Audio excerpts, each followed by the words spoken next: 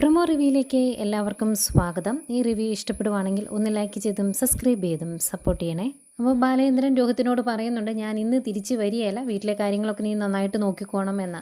ഇത്രയും പറഞ്ഞിട്ട് തിരിഞ്ഞു നോക്കുമ്പം സാരിയൊക്കെ കൊടുത്ത് സ്വർണ്ണാഭരണങ്ങളൊക്കെ അണിഞ്ഞ് നല്ല സുന്ദരി കുട്ടിയായിട്ട് വരുന്ന അലീനെ കാണുവാണ്. അത് കാണുമ്പം ഭയങ്കര സങ്കടം വരും കേട്ടോ ബാലേന്ദ്രന്. ബാലേന്ദ്രൻ പറയുന്നുണ്ട്, ഇങ്ങനെ തന്നെ ഈ വീട്ടിൽ നിന്ന് നിന്നെ പറഞ്ഞു വിടാനാണ് ഞാൻ ആഗ്രഹിച്ചിരുന്നത്, പക്ഷേ അതിൻ്റെ സമയവും സന്ദർഭവും ഒക്കെ ഒന്നും മാറിപ്പോയി എന്നേ ഉള്ളൂ എന്ന് പറഞ്ഞിട്ട് ഇങ്ങനെ വിഷമം കൊണ്ടെങ്കിൽ വിങ്ങുവാണ്. കരയാതിരിക്കാൻ ബാലേന്ദ്രൻ തന്നെ കഷ്ടപ്പെടുന്നുണ്ട്. എന്നിട്ട് നമുക്ക് പോയേക്കാം, ഇറങ്ങിയേക്കാം, യാത്ര പറഞ്ഞ് ഇറങ്ങുക എന്ന് പറഞ്ഞിട്ട് ബാലേന്ദ്രൻ അവിടെ നിന്നിട്ടുണ്ടെങ്കിൽ പൊട്ടിപ്പോവും. അതുകൊണ്ട് പെട്ടെന്ന് വണ്ടിയിലേക്ക് പോവുകയാണ് ബാലേന്ദ്രൻ. അത് കഴിഞ്ഞ് അലീന ഓരോരുത്തരോടും യാത്ര ചോദിക്കണമല്ലോ, യാത്ര ചോദിക്കുവാണ്. ബാലേന്ദ്രൻ്റെ ഈ സങ്കടമൊക്കെ കണ്ടത്തേക്കും പെട്ടെന്ന് കൃഷ്ണമോൾ അകത്തേക്ക് പോയായിരുന്നു. അന്നേരം അവിടെ രോഹിത്ത് നിൽപ്പുണ്ട്. അപ്പോൾ രോഹിത്തിന് ഭയങ്കര സങ്കടം വരുവാണ് അലീനയെ കാണുമ്പം. അതുകൊണ്ട് രോഹിത്ത് പറയുന്നുണ്ട്, ചേച്ചി, ഞാൻ ചേച്ചിയോട് ഒരുപാട് തെറ്റ് ചെയ്തിട്ടുണ്ട്. ഹരിയുടെ കൂടെ കൂടി ജയിലിൽ നിന്ന് ഇറങ്ങിയ സമയത്തും ഞാനൊരു മനുഷ്യനൊന്നും അല്ലായിരുന്നു. എനിക്ക് എന്നെ തന്നെ കൊല്ലാനും മരിക്കാനും ഒക്കെ തോന്നുമായിരുന്നു. അവിടെ നിന്ന് എന്നെ ജീവിതത്തിലേക്ക് തിരിച്ചു കൊണ്ടുവന്ന ചേച്ചിയാണ്. ഞാൻ ചെയ്ത ദ്രോഹങ്ങൾക്കെല്ലാം ചേച്ചി എന്നോട് ക്ഷമിക്കണം എന്നൊക്കെ പറയുമ്പം അലീന പറയുന്നുണ്ട്, അതെല്ലാം കഴിഞ്ഞു പോയതല്ലേടാ മോനെ, നീ അതൊന്നും ഓർത്ത് വിഷമിക്കണ്ട എന്ന്. ഇതെല്ലാം പറഞ്ഞ് അവനെ ഒന്ന് ആശ്വസിപ്പിക്കുന്നു. അത് കഴിയുമ്പം രോഹിത് ചോദിക്കുന്നുണ്ട്, ചേച്ചിക്ക് എന്നോടായിട്ടൊന്നും പറയാനില്ലേ, നീ അങ്ങനെ ചെയ്യണം അല്ലെങ്കിൽ ഇങ്ങനെ ചെയ്യണം, തെറ്റ് ചെയ്യരുത് എന്ന് പറഞ്ഞാൽ ഒന്നും എന്നെ ഉപദേശിക്കാനൊന്നും ഇല്ലേ എന്ന് ചോദിക്കുമ്പം അലീന പറയുവാണ്, എനിക്കറിയാം നീ ഇനി ഒരിക്കലും ഒരു തെറ്റ് ചെയ്യില്ല എന്ന്.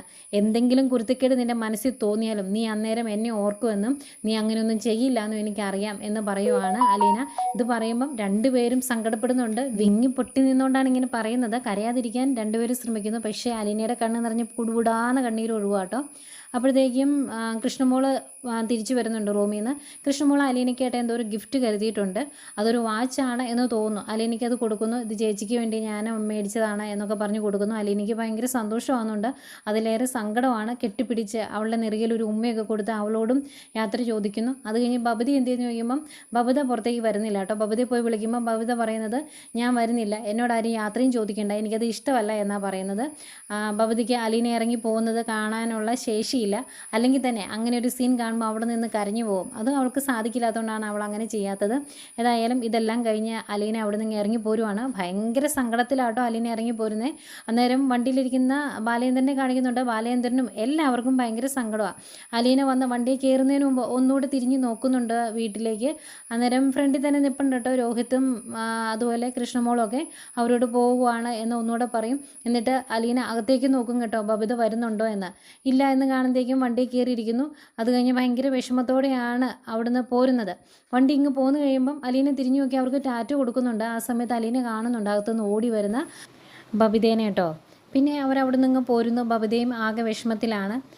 അങ്ങനെ അവർ മുന്നോട്ട് വണ്ടി പോയിക്കൊണ്ടിരിക്കുന്ന സമയത്ത് കുറേ നേരം ഇങ്ങനെ മിണ്ടാതിരിക്കും. അതിനുശേഷം അലീന ബാലേന്ദ്രനോടായിട്ട് പറയുന്നുണ്ട്, എൻ്റെ ജീവിതത്തിൽ ഞാൻ ആദ്യമായിട്ട് അച്ഛ എന്ന് വിളിച്ചത് അച്ഛനെയാണ്. അച്ഛൻ ബാക്കിയുള്ളവരുടെ മുന്നിലൊക്കെ എന്നെ എൻ്റെ സ്വന്തം മോളാണ് എന്ന് പറഞ്ഞ് പരിചയപ്പെടുത്തുമ്പം ഞാൻ എന്ത് സന്തോഷത്തോടെ അത് കേട്ട് നിന്നതെന്ന് അറിയാവോ എന്നൊക്കെ പറയുമ്പോഴേക്കും അത്രയും നേരവും പിടിച്ചു വെച്ചുകൊണ്ടിരുന്ന ബാലേന്ദ്രൻ്റെ സങ്കടം അങ്ങ് പൊട്ടി വരുവാണ്.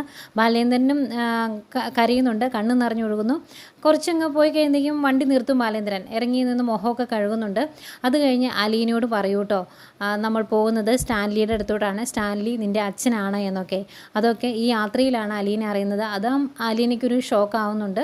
എന്തായാലും ഇതൊക്കെയാണ് പ്രൊമോ.